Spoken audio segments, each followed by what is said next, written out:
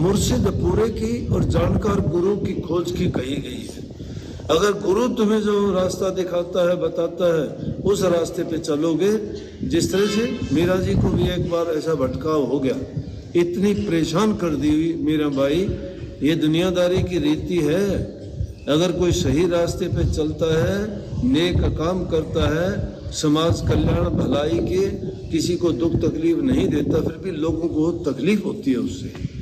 क्यों तकलीफ होती है? उनको अच्छा नहीं लगता, उन लोगों को जलन होती है, वो उसके रास्ते में बाधा बढ़ने की कोशिश करते हैं। मीरा बाई के बारे में उसका जीवन था, वो बढ़ाना चाहती थी, सुधारना चाहती थी, प्रभु भक्ति करना चाहती थी, वो दुनिया के पचड़े में नहीं पड़ना चाहती।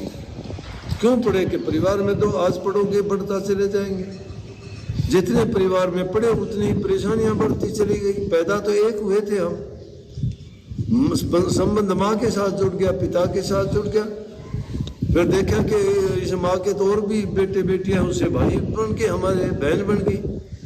फिर पता लगा कि इनके तो और भी पहले के रिश्तेदार हैं, बुआ मामा का भी पता लग गया, ये भी हैं। फिर उनके बच्चों से उनसे संबंध जुड़ गए। ये है वो गांठ पे गांठ पड़ने वाली, बंधन पे बंधन जुड़ने वाली। फिर आगे पता लगा कि हमारी शादी होगी और दुनियादारी की रिश्ते आई बढ़ गई। कहीं साले हो गए, कहीं हम किसी के जमाई हो गए, किसी के फूफे बन गए, किसी के मामे बन गए, कितने नाते जुड़ गए।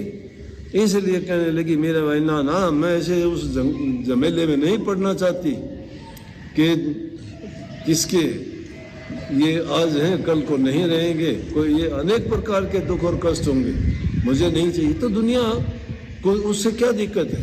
लेकिन फिर भी उनको तकलीफ हुई, घर परिवार वालों को हुई, रिश्तेदारों को हुई, जाति वालों को हुई, ऊंचे घराने के आदमी को उसका अहंकार मारता है। किसी को बल का अहंकार, किसी को ऊंचे पद का, किसी को ऊंचे खानदान का, किसी को धन का, किसी को जाति का। ये चीजें इंसान को डबोती है, उभारती नहीं। तो मीरा बाई के साथ भी जब ऐसी घटना हुई तो मीरा बाई ने उस टाइम में तुलसी साहब थे, तुलसी साहब को चिट्ठी लिख के भेजी कि ये घर परिवार वाले, रिश्तेदार, नातेदार हमारे रास्ते में बड़ी बाधा उत्पन्न करते हैं, हमको बहुत परेशान किया है, आप हमें रास्ता बताओ क्या करो। तुलसी साहब जिन्होंने रामायण लिखी, जिसमें सारे के सारी खूबियां, जिसमें सारे संबंध पिता पुत्र के, पति पत्नी के, भाई भाई के, मौसी बेटे के, जितने भी हैं हम दुनिया में देखते हैं, सब की सब बातें रामायण में हैं। और वो रामायण हमें क्या सिखाती है कि हमें क्या करना चाहिए, वो रामायण बताती है। हमें कैसे रहना चाहिए, रामायण बताती है। जो रामायण को पूरी तरह से जानता है और पढ़ता है, वो अपने जीवन में कभी कोई गलत नहीं करेगा। आप पुत्र के रूप में हो तो रामचंद्र जी की तरह पिता की आज्ञा मानोगे, आप भाई के रूप में हो तो भरत की तरह से भाई पड़ा निभाओगे, आप पत्नी के रूप में पति हो तो आप श्री रामचंद्र जी की तरह मर्यादाओं को निभाओगे, और जिस रूप में भी आप पिता हो तो पिता के रूप में अपने पुत्रों के साथ अच्छा बर्ताव करोगे। इस प्रकार से उसमें सारे के सारे, अगर तुम राजा हो तो प्रजा के साथ कैसा सलूक करोगे, ये सारी एक भी बात ऐसी नहीं कि जिसको भी ढूंढोगे वो रामायण में ना मिले। तो नहीं तुलसीदास जी ने इतनी सुंदर बात कही कि जहां इंसान के रास्ते में बाधा, उसका पिता डालता है पिता को छोड़ दो, भाई डालता है भाई को छोड़ दो, नातेदार बाधा डालते हैं तो उनको छोड़ दो। विभीषण के रास्ते में रावण ने बाधा डाली, लंका को छोड़ के रामचंद्र जी के पास आ गया। बाधा डाली कि नहीं डाली?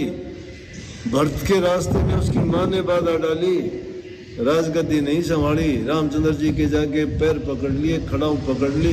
रामचंद्र जी जब तक वापस नहीं आ गए तब तक साधु के वेश में रहे, महल छोड़ के एक अलग से कुटिया बना के कच्ची छप्पर डाल के रहे कि मेरा भाई ऐसी जगह में रहता होगा, मैं महलों में क्यों रहूं।